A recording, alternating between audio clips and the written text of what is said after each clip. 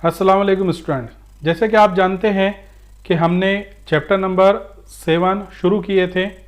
ये chapter number आपको पता है कि इसका वेटेज है 5 मार्क्स और ऑप्शन के साथ है 7 मार्क्स।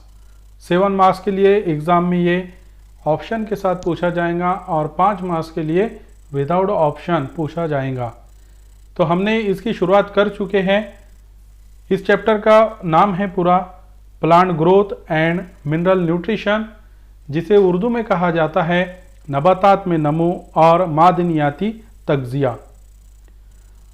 स्टूडेंट्स, हमने इस टॉपिक में जो शुरू किए थे 7.9 ग्रोथ हार्मोन्स। ग्रोथ हार्मोन का हम एक हिस्सा पढ़ चुके हैं, जिसमें से हमने ऑक्सिन्स को बहुत अच्छी तरह समझ लिया। अब हमको उसी के बाद हार्मोन की दूसरी किस्म पढ़ना है। हार्मोन की इस दूसरी किस्म को कहा जाता है गिबरलिन्स। गिबरलिन्स उर्दू में भी इसे गिबरलिन ही कहा जाता है। तो चलिए शुरू करते हैं। मैं हूं Shaikh Waseem sir from ZA Urdu junior college Malkapur. उम्मीद करते हैं कि आपके पिछला वीडियो लेक्चर आपके समझ में आ गया होगा। ये उसी का दूसरा हिस्सा है। तो इसके आगे शुरू करते हैं गिबरलिन्स। गिबरलिन्स, इसे उर्दू में भी गिबरलिन्स ही कहते हैं। गिबरलिन का तारुफ इस तरह से है कि ये भी एक किस्म का नमू को उकसाने वाला महरकाब है। जिस तरह हमने ऑक्सिन्स के ताल्लुक से पढ़ा है, ये भी उसी तरह का एक किस्म का नमू को उकसाने वाला। नमू को उकसाने वाला मतलब पौधों में या नबातात में नशोनुमा को तेज करने वाला एक किस्म का महरकाब है, एक किस्म का हार्मोन है। ये कसीर मिकदार में जड़ के सिरे और उपजते बीज में पाए जाते हैं। इसकी जो ख़ास मुकामात होते हैं जहाँ पर ये महरकाब तैयार होते हैं, तो वो है जड़ के सिरे और उपजते बीज। उपजते बीज मतलब जर्मिनेटिंग सीड जिनको कहते हैं, जो बीज से नया पौधा तैयार होना शुरू हो उन्हें उपजते बीज कहा जाता है। तो ऐसे उपजते बीज में भी ये एक किस्म का महरकाब पाया जाता है। नेक्स्ट है, पौधों में इसकी हरकत गैर कुतबी होती है। अब ये आपको पिछले वीडियो लेक्चर में अच्छी तरह समझ में आ चुका है कि कुतबी और गैर कुतबी क्या है। तो यहाँ पर इस महरकाब की जो हरकत होती है पौधों में, इसकी गैर कुतबी होती है। गैर कुतबी से मुराद के पौधों में ये महरकाब एक मुकाम पर तैयार होता है और ये तैयार होने के बाद पौधे के किसी भी हिस्से में आसानी से किसी भी वक्त में मुंतकिल हो सकता है। कुतबी या पोलार जो हरकत होती है वो एक सिरे से उसके अपोजिट वाले सिरे तक पहुंचने के अमल को कहा जाता है। जबकि यहाँ पर गैर कुतबी मतलब ये एक सिरे पर तो तैयार होता है लेकिन दूसरे मुकाम पर भी तैयार होकर ये पौधे के मुकम्मल जिस्म में फैल सकता है। गिबरलिन को पहली मर्तबा 1926 में कुरोसावा जापानी साइंसदान ने फफूंद गिबरेला फ्यूजिकुराई से अलहदा किया। इसकी दरियाफ्त इस तरह से है कि गिबरलिन को पहली मर्तबा सन 1926 में कुरोसावा जापानी साइंसदान ने फफूंद गिबरेला फ्यूजिकुराई से अलहदा किया। ये एक किस्म की फफूंद है जिसमें इसकी दरियाफ्त हुई थी। उस फफूंद को गिबरेला फ्यूजिकुराई कहा जाता है और ये कुरोसावा नामी साइंसदान ने इसे पहली मर्तबा अलहदा किया था और 1926 में इसकी दरियाफ्त हुई थी। इसी तरह अगर इसकी दरियाफ्त को हमें और डिटेल में मज़ीद डिटेल में समझना है तो इस तरह से उसकी और कुछ मालूमात इस तरह है कि 1898 में जापानी किसान कोनिशी ने मुशाहिदा किया कि चावल के कुछ पौधे ज़रूरत से ज़्यादा लंबे हो गए हैं। स्टूडेंट्स, ये 1898 की बात है कि जब जापान के अंदर चावल की जो फसलें लगाई जाती हैं वहाँ पर एक किसान जिसका नाम था कोनिशी, इस कोनिशी जापानी किसान ने अपने ज़राती इलाके में मुशाहिदा किया कि उसकी चावल की फसलों में से कुछ पौधे ज़रूरत से ज़्यादा या आमतौर पर जितनी हाइट होती है उससे कई ज़्यादा लंबे हो गए हैं। ये पहली मर्तबा उसने मुशाहिदा किया उसके बाद इस किसान ने इस बीमारी को बाकेने नाम दिया। किसान ने पता किया कि पौधों में एक किस्म की बीमारी है, जिस बीमारी की वजह से पौधों की लंबाई तेजी से बढ़ गई है, ज़रूरत से ज़्यादा वो लंबे हो चुके हैं, तो उसने उस बीमारी का नाम बाकेने दिया। बाकेने के आमतौर पर जापानी ज़बान में मानी होते हैं बेवकूफ़, और बेवकूफ़ मतलब जो बगैर किसी काम का बढ़ जाए। तो इस तरह से उन पौधों में लंबाई की वजह से उसका नाम बाकेने नाम दिया गया, क्योंकि उन पौधों में बीज नहीं लगे थे। और बीज नहीं लगे थे मतलब पौधे की जसामत तो बढ़ गई, लंबाई तो बढ़ गई, लेकिन उसमें बीज ही तैयार नहीं हुए, तो पौधा तो कुछ काम का नहीं हुआ, इसलिए उसका नाम बाकेने दिया गया, जिसके मानी होते हैं बेवकूफ़। इस तरह तहकीक में मालूम हुआ कि ये बीमारी एस्कोमाइसिटिस फफूंद गिबरेला फ्यूजिकुराई की वजह से हुई थी। बाद में इस पर तहकीक हुई, मुख्तलिफ साइंसदानों ने इसके ऊपर तहकीकात की, उस पर रिसर्च किया, और रिसर्च के बाद पता चला कि ये जो फफूंद है ये एस्कोमाइसिटिस किस्म की फफूंद है, और इस फफूंद का नाम है गिबरेला फ्यूजिकुराई। गिबरेला फ्यूजिकुराई स्टूडेंट्स, आप ये खास तौर से नाम याद रखिए, क्योंकि MCQ में इस पर सवाल आ सकता है, या वन सेंटेंस वाले जो सवालात होते हैं, एक जुमले में जवाब लिखिए, इस तरह के सवालात में इस तरह पूछा जा सकता है कि गिबरेला फ्यूजिकुराई ये फफूंद किस ग्रुप से ताल्लुक़ रखती है, तो वह है एस्कोमाइसिटिस। और अगर सिर्फ नाम पूछा जाए कि गिबरलिन जिस फफूंद से हासिल हुआ उसका नाम क्या है, तो आपको पता होना चाहिए कि उसका नाम गिबरेला फ्यूजिकुराई है। नेक्स्ट पॉइंट है 1938 में याबुता एंड सुमिकी ने इस फफूंद से क्रिस्टलाइन सूरत में जो कीमिया को अलग किया उसका नाम गिबरलिन दिया। देखिए, ये भी उसी की दरियाफ्त का एक अगला हिस्सा या अगला मालूमाती हिस्सा है कि जिसमें बताया गया कि सन 1938 में दो साइंसदान जिसका नाम था याबुता एंड सुमिकी, याबुता और सुमिकी, इन दोनों साइंसदान ने फफूंद से क्रिस्टलाइन फॉर्म में या क्रिस्टलाइन सूरत में एक केमिकल को अलग किया। उस केमिकल को क्रिस्टलाइन सूरत में या क्रिस्टलाइन फॉर्म में अलग करने के बाद उन्होंने पहली मर्तबा उसका नाम दिया गिबरलिन। लेकिन इसकी तेजाबी खासियत को देखते हुए नाम गिबरलिक एसिड दिया गया या रखा गया। बाद में इसके ऊपर और मज़ीद तहकीकात हुई। इस तरह तहकीकात के बाद पता चला कि ये जो गिबरलिन है इसमें तेजाबी खासियत मौजूद है। तो इस तेजाबी खासियत को देखते हुए साइंसदानों ने डिसाइड किया कि इसका नाम गिबरलिक एसिड होना चाहिए, तो इस तरह उसका नाम गिबरलिक एसिड दिया गया। तो चलिए, आपकी ये तमाम दरियाफ्त और तमाम उसके ऊपर जो तहकीकात हुई वो सब आपको क्लियर हो गई होंगी, अच्छी तरह समझ में आ गई होंगी। इसे मेवालोनिक एसिड के जरिए तकरीबन 150 किस्में तैयार कर सकते हैं। स्टूडेंट्स, यहाँ पर जो हम पढ़ रहे हैं गिबरलिन के ताल्लुक से या गिबरलिक एसिड के ताल्लुक से, तो ये जो गिबरलिक एसिड या गिबरलिन है ये मसनवी तौर पर भी तैयार किया जाता है। अब यहाँ पर बताया गया कि मेवालोनिक एसिड के ज़रिए, मेवालोनिक एसिड एक किस्म का एसिड है, इसके ज़रिए तकरीबन गिबरलिन की 150 किस्में तैयार कर सकते हैं, जिसके तरतीब जिसका नाम इस तरह से दिया जाता है GA1, GA2, GA3, इस तरह तरतीब से इसकी 150 किस्में तैयार होती हैं। GA के मानी होते हैं गिबरलिक एसिड 1, गिबरलिक एसिड 2 और गिबरलिक एसिड 3, इस तरह उसको पढ़ा जाता है। इनमें आम और हयाती तौर पर आमिल GA3 होता है।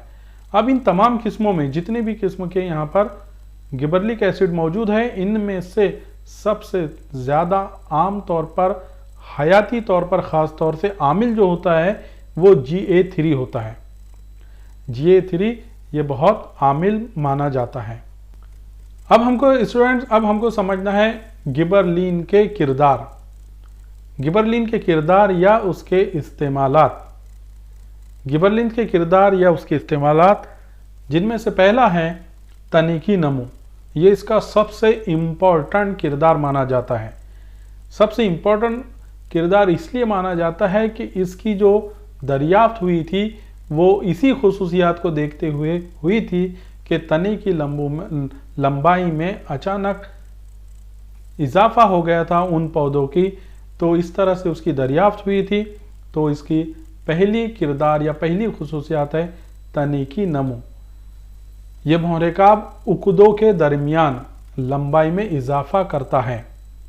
ये मोहरेकाब की खासियत और सबसे ज़्यादा यूनिक पॉइंट माना जाता है कि ये मोहरेकाब उकदों के दरमियान, उकदे मतलब नोड, ये नोड और इंटरनोड, उकदों के दरमियान मतलब दो नोड के दरमियान का जो हिस्सा होता है उसे इंटरनोड कहा जाता है। तो ये उकदों के दरमियान का हिस्सा मतलब इंटरनोड का हिस्सा जो होता है उसकी लंबाई में इजाफा करता है। इसलिए पस्ता कद पौधों की लंबाई में इजाफे के लिए इस्तेमाल किया जाता है। और इसकी खासियत ये होती है कि ये ख़ास तौर से जो पस्ता कद पौधे होते हैं, जो डार्फ पौधे होते हैं, उसमें उनकी लंबाई में इजाफे के लिए इस मोहरेकाब को इस्तेमाल करते हैं। नेक्स्ट पॉइंट है पत्तों की जसामत में फैलाव। पत्तों की जसामत में फैलाव भी इस मोहरेकाब का एक किरदार है। इस मोहरेकाब के असर से पत्तों की जसामत में इजाफा किया जाता है। पत्तों की जसामत, पत्तों का जो लैमिना होता है, जो पत्तों का दरमियानी हिस्सा होता है, उसकी चौड़ाई में इजाफा किया जाता है।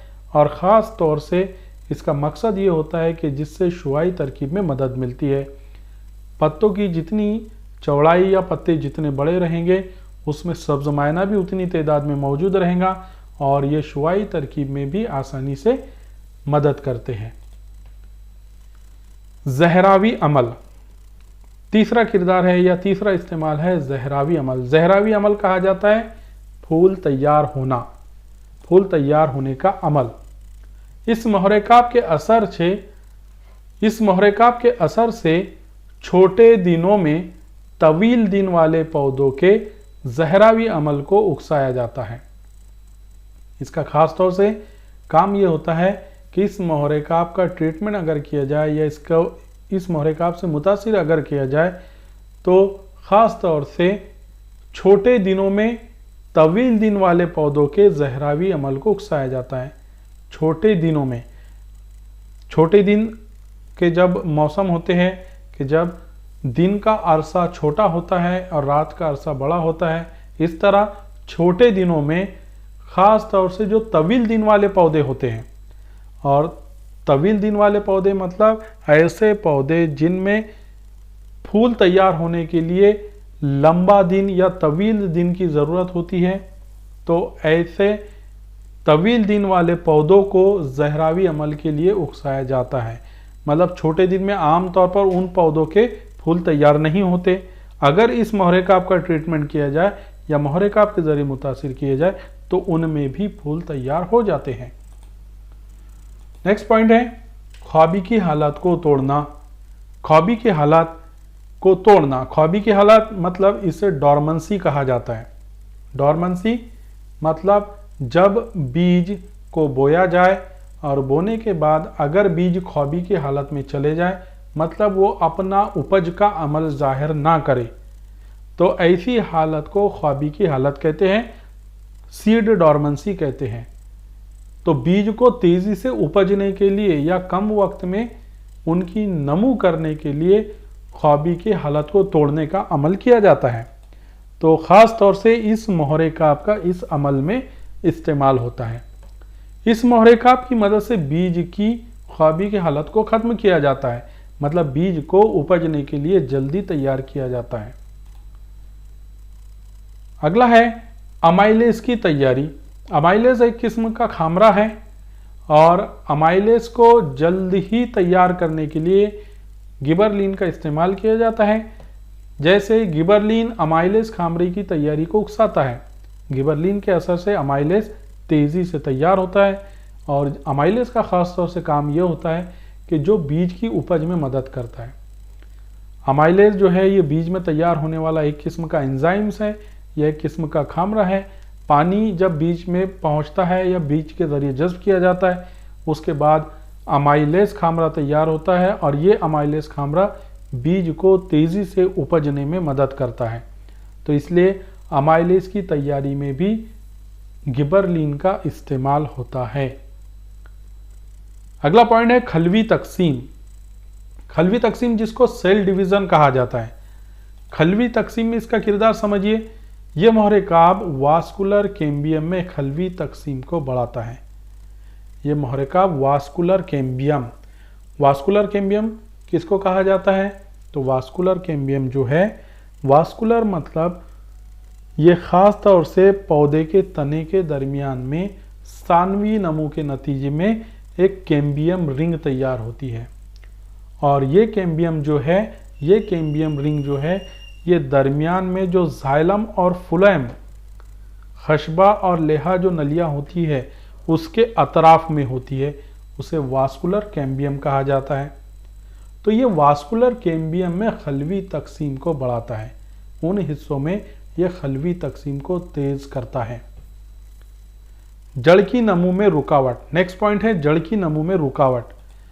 अब ये जो महरकाब है, इस महरकाब की वजह से जड़ की नमू में कमी पैदा होती है। जड़ की नमू में कमी पैदा करने से मुराद, अगर पौधे की जड़ों को धीमा करना है, ज़रूरत से ज़्यादा बढ़ने नहीं देना है, तो इस महरकाब के ज़रिए उसको कंट्रोल किया जाता है, उसे काबू में किया जाता है। अगला है बोने पौधों का इलाज। बोने पौधे जो होते हैं, ख़ास तौर से जिन्हें डॉर्फ प्लांट्स कहा जाता है, उन पौधों का इस महरकाब के ज़रिए, मिसाल के तौर पर है मकई के जिनिनियाती तौर पर बोने पौधों का आम मकई के पौधों की तरह उनकी नमू किया जा सकता है। स्टूडेंट्स, खासतौर से आप ये पॉइंट याद रखिए कि अगर कोई बोने पौधे हैं, उसकी मिसाल है मकई। मकई के कुछ पौधे ऐसे होते हैं जो जिनिनियाती तौर पर, मतलब जेनेटिकली तौर पर डॉर्फ होते हैं, बोने तैयार होते हैं। अगर उन्हें गिबरलिन्स का ट्रीटमेंट किया जाए या गिबरलिन से मुतासिर किया जाए, तो ऐसे पौधे आम जो मकई के पौधे होते हैं, जो नॉर्मल हाइट के होते हैं, उनकी तरह उनकी नमू की जा सकती है। नेक्स्ट पॉइंट है अंगूर फल की नमू। फल की नमू खासतौर से अंगूर पौधों में, अंगूर के पौधों में इस महरकाब का इस्तेमाल अंगूर फल की जसामत और उनके गुच्छे की लंबाई में इजाफे के लिए भी इस्तेमाल होता है। इस महरकाब का इस्तेमाल और कहाँ पर होता है? अंगूर के जो पौधे होते हैं उसमें अंगूर जो फल होता है, ख़ास तौर से उसकी जसामत बढ़ाई जाती है इसके ज़रिए, और उसके गुच्छे की लंबाई में भी इजाफा किया जाता है। अगला इस्तेमाल है नर फूल मादा पौधे पर तैयार करना। अब यहाँ पर आप ख़ास तौर से समझिए कि इस महरकाब की वजह से नर फूल मादा पौधे पर तैयार हो सकते हैं। इसका मतलब ये है कि ऐसे पौधे जिनमें, कुछ पौधे इस तरह के होते हैं कि जिनमें एक पौधे पर एक ही जिन्स का फूल तैयार होता है। मिसाल के तौर पर कुछ पौधों में सिर्फ नर फूल तैयार होते हैं और उसी की दूसरी जो किस्म होती है या दूसरा जो पौधा होता है, उसी किस्म का उसमें मादा फूल तैयार होते हैं। तो ऐसे पौधे जो एक जिनसी खासियत रखते हैं, अगर इस टाइप के पौधे हैं, तो उनमें नर फूल मादा पौधे पर तैयार अगर करना है, एक कोई पौधा इस तरह का है जिस पे सिर्फ मादा फूल ही तैयार होते हैं, तो ऐसे पौधे पर हम इस गिबरलिन की मदद से नर फूल को भी तैयार कर सकते हैं। तो उम्मीद करते हैं कि आपके समझ में आ गया होगा। इसी तरह हमारे वीडियो को और इस तरह लेक्चर्स को आप देखते रहिए। हमारे चैनल को सब्सक्राइब कीजिए, लाइक कीजिए और शेयर कीजिए।